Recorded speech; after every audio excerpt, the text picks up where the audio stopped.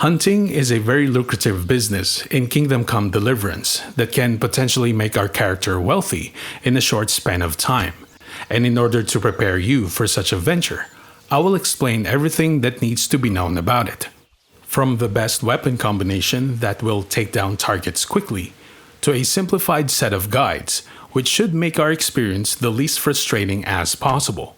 Along the way, numerous relevant observations will also be discussed that should help us in our decision making before we go into the wilderness. Let's begin.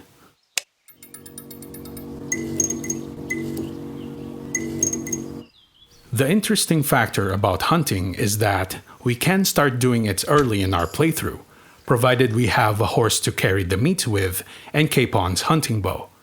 Acquiring both of these at the beginning have already been covered in this video, so I'll leave a link to it down in the description and on this screen just in case. Suffice to say, CHB as a weapon is very intriguing because according to my test, it seems to be a starting point.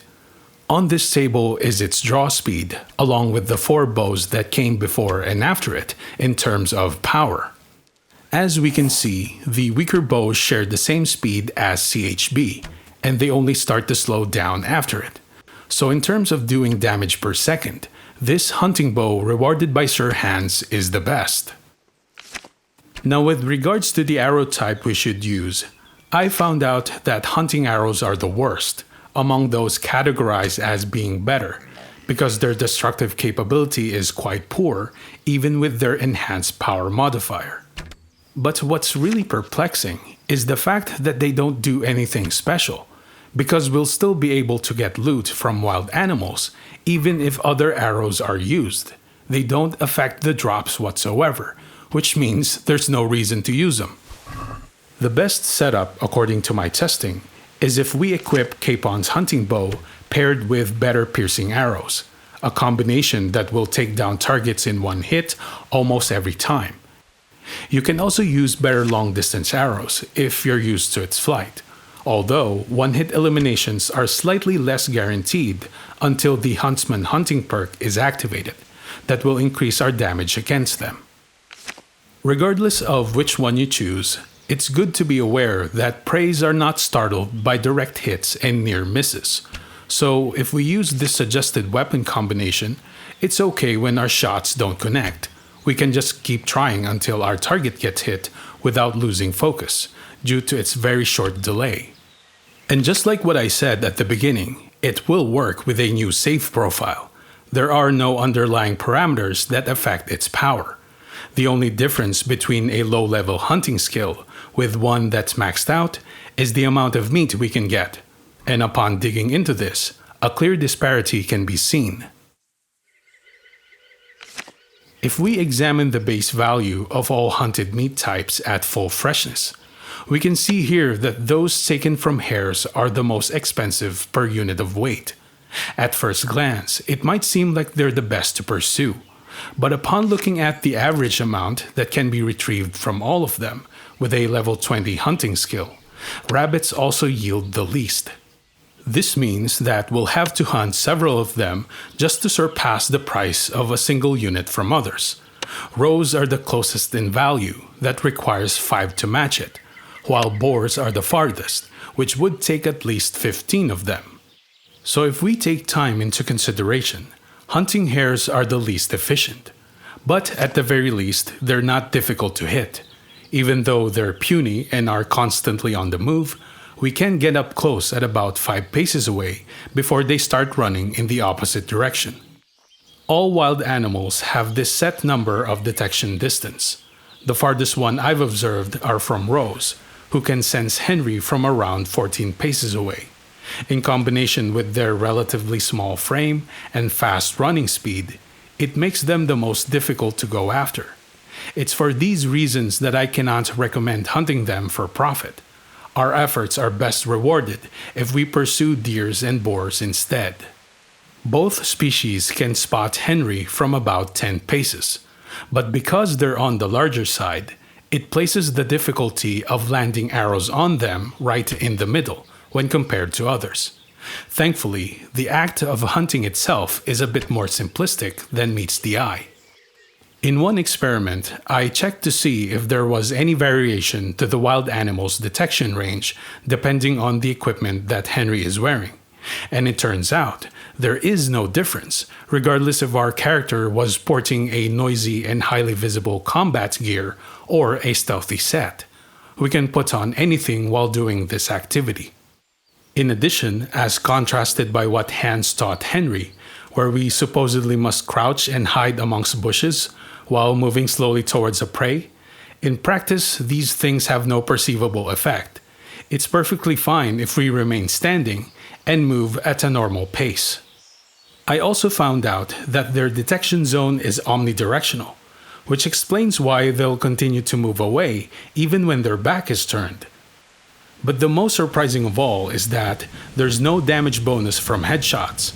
For example, if we use better hunting arrows against a boar, which would usually take 2 hits before they go down, hitting them on the head will not make a difference. Therefore, we can just focus on landing hits anywhere using the recommended bow and arrows. The only thing we need to be adequate with is at archery itself, and we have a video on that available just in case. Things get a lot easier, however, once our hunting skill reaches level 8, because of the Wild at Heart perk that will decrease all animals' detection range.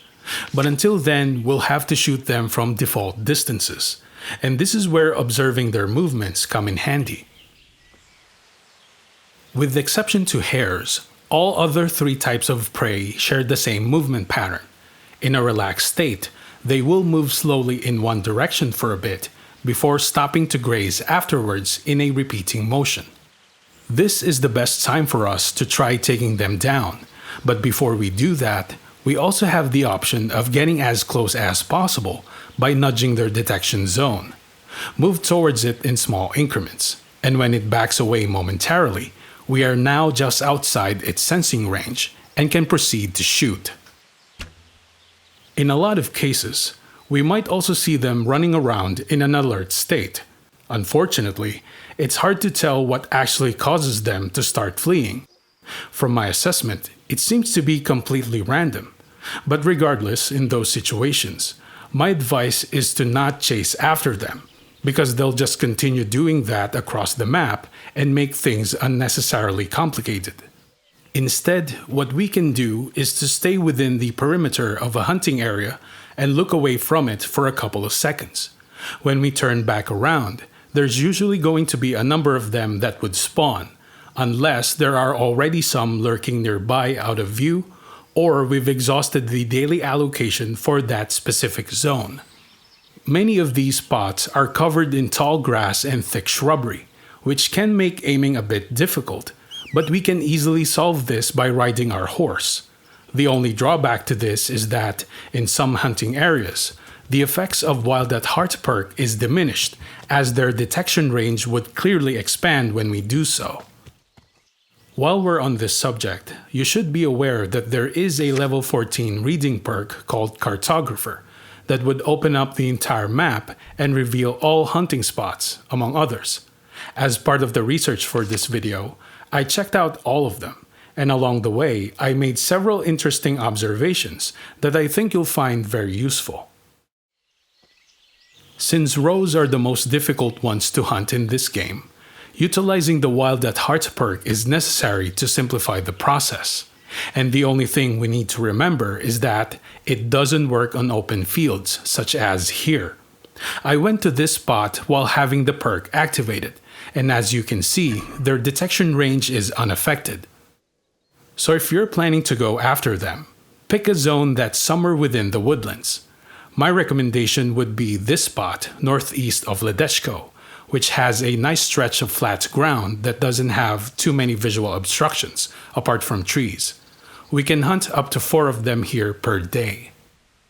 The same number of boars can be gathered from this spot east of Vranik, where the main spawning zone is devoid of trees, and there is a boulder we can climb on top of, very useful as a vantage point.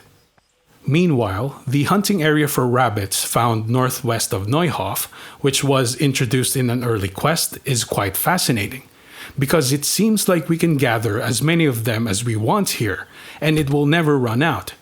In my testing, I've eliminated 20 of them, and they still kept spawning. A similar result is observable on this deer hunting zone northwest of Ledechko's Herbalist. If your goal is to train Henry's hunting and bow skill level, along with everything else that comes with it, this spot is highly recommended. There's even a sleep and save point nearby we can use for free if needed. Now you may have noticed that the areas I've pointed out are isolated on the lower half of the entire map. This is intentional due to a series of fetch quests from one of the butchers in Sasau, where that information will come in handy, because by default, raw meat and other derivatives tend to spoil rather quickly. One of the ways we can preserve them is to activate the salty hunting perk, and I highly recommend utilizing this once it becomes available at level 10, because freshness has a huge impact on the selling price. This specific NPC is also one of the best buyers of meat supplies in the game, after we help him out with his troubles. If you want to know why this is the case, every information about it can be found here.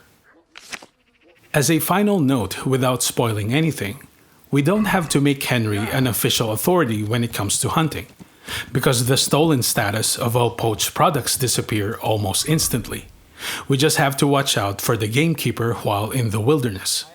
But if you've been doing this for a bit, I'm sure you can easily shoulder the cost of keeping Henry out of trouble. Right. You've paid your fine. You can go. Thanks.